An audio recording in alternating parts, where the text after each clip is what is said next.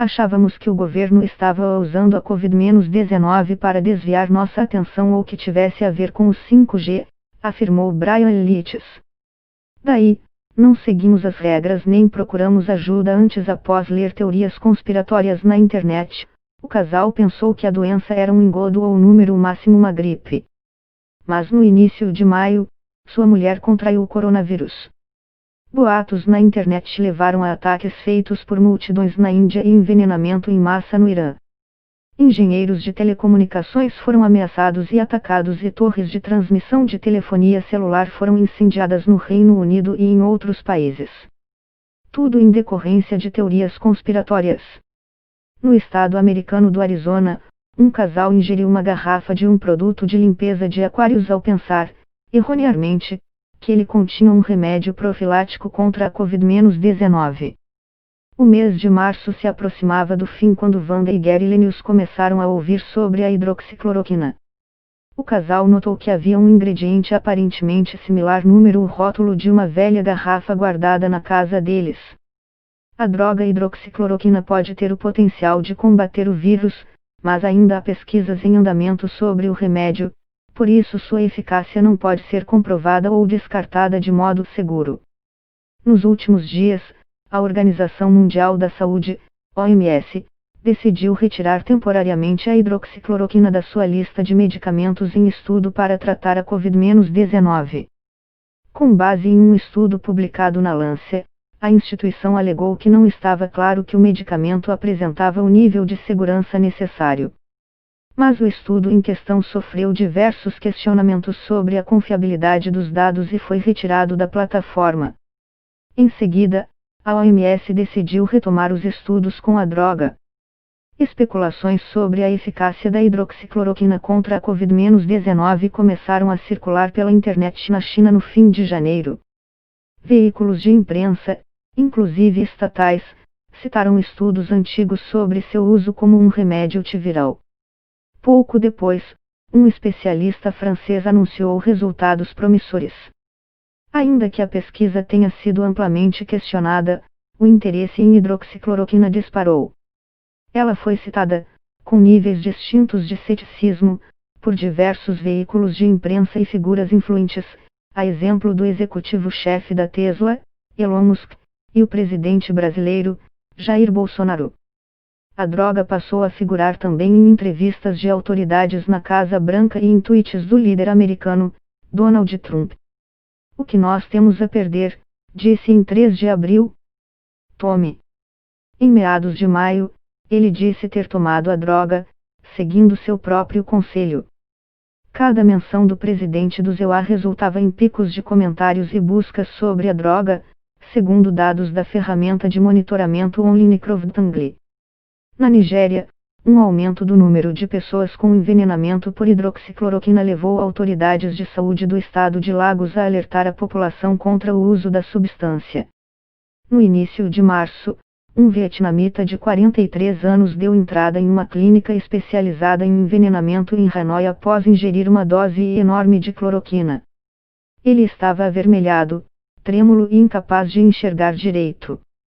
O diretor da unidade de saúde, Glen Trung Nguyen, afirmou que o paciente teve sorte de ser atendido rapidamente, pois poderia ter morrido. O americano Gary Lenius não teve tanta sorte. O produto de limpeza que ele e a mulher Wanda ingeriram continha uma substância diferente e era venenoso.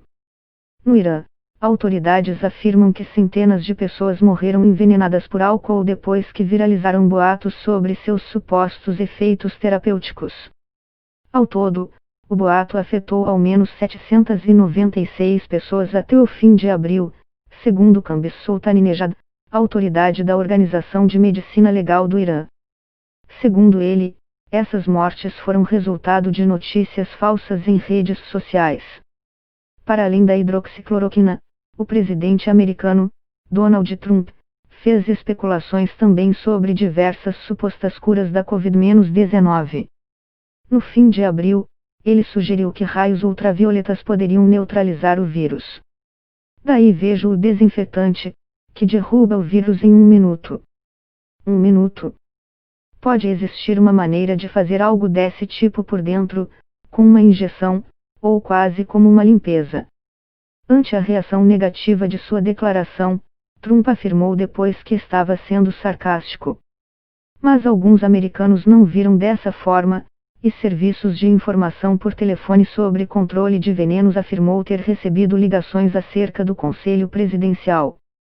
Uma autoridade do estado americano do Kansas afirmou que uma pessoa ligou para pedir informações depois que um amigo ingeriu sabão desinfetante líquido após a fala do presidente. Buncamaro, médico do Hospital Elmhurst, em Nova York, afirmou que colegas trataram pacientes que ficaram bastante doentes depois de ingerirem desinfetante. Redes sociais têm sido um terreno fértil para teorias conspiratórias. Uma das muitas relacionadas ao coronavírus que circulam online levou a incêndios e ataques. No Reino Unido, mais de 70 torres de transmissão de telefonia celular foram vandalizadas por causa de falsos rumores de que a tecnologia de comunicação móvel 5G seria de alguma forma responsável pelo coronavírus. Em abril, Dylan Ferrell, engenheiro da OpenREAC, dirigia sua van próximo a Leicester. Havia sido um dia longo e ele encostou o carro para tomar um chá. Logo depois, começou a ouvir gritos. Primeiramente, Ferrell pensou que eles fossem voltados para outra pessoa. Mas quando ouviu 5G sendo gritado pela janela do passageiro, percebeu que era com ele mesmo. Temos visto uma série de teorias conspiratórias há bastante tempo sobre os 5G. Elas acabaram evoluindo para se conectarem ao novo coronavírus, afirma Claire Milne, da Full Fact. Em março, o diretor da Organização Mundial da Saúde, OMS, Tedros Adhanom Ghebreyesus, alertou que a pandemia poderia resultar em outro inimigo perigoso. Ele se referia ao racismo contra pessoas da China e do continente asiático, mas o vírus exacerbou tensões em diversos países. Em abril, 3 muçulmanos foram atacados violentamente em incidentes separados em Nova Delhi, na Índia. Segundo a polícia, eles foram agredidos depois que passaram a circular rumores de que muçulmanos estavam disseminando o vírus. Em Sisai, uma pequena vila no leste da Índia, gangues rivais se confrontaram. Isso ocorreu após um ataque a um garoto muçulmano, novamente uma ação associada aos falsos rumores. Um jovem perdeu a vida e outro ficou seriamente ferido. Informações falsas também circularam entre comunidades étnicas. Em Bradford, na Inglaterra, boatos afirmavam que pacientes não brancos estavam sendo abandonados à morte. Na cidade indiana de Indore, médicos que tentavam localizar um paciente infectado foram atacados com pedras em meio à circulação de vídeos no WhatsApp com acusações falsas de que muçulmanos saudáveis estavam sendo sequestrados por profissionais de saúde e contaminados propositalmente com Covid-19. 2 médicos ficaram feridos gravemente. Brian Litchens, paciente da Flórida que foi seduzido pelas teorias da conspiração por coronavírus, e sua esposa não tinham uma convicção firme sobre a doença. Oscilavam entre pensar que o vírus era uma farsa, ligada ao 5G, e que era uma doença real, mas não grave. Então eles seguiram a vida normalmente, apesar dos alertas das autoridades. Brian não se preocupava com o distanciamento social ou o uso de uma máscara. A contaminação pelo vírus o trouxe de volta à realidade. Ele voltou suas energias para as redes sociais, desta vez para alertar as pessoas sobre as teorias de desinformação e conspiração. Uma das maneiras mais eficazes de tentar corrigir uma informação, diz Claire Milne, da Full Fact, é conseguir que a pessoa que fez a alegação original faça isso sozinha. O caso de Brian pode ser um caso extremo, mas com a enorme quantidade de informações circulando, a OMS falou em infodemia, muitas outras pessoas foram enganadas pelo que leram na internet. Eles não estão necessariamente se matando tomando curas falsas, mas podem estar diminuindo suas chances de sobrevivência ao não considerar que o coronavírus é real e perigoso. Em uma sexta-feira de maio, 2 homens na casa dos 40 anos chegaram a um hospital de emergência no bairro de Queens, em Nova York. Eles moravam na mesma casa, trabalhavam em turnos longos e compartilhavam uma cama de solteiro. Ambos estavam gravemente doentes. Fernando perguntou aos 2 por que eles não foram ao hospital antes, E ouviu deles que leram em algum lugar na internet que a ameaça do vírus não era séria.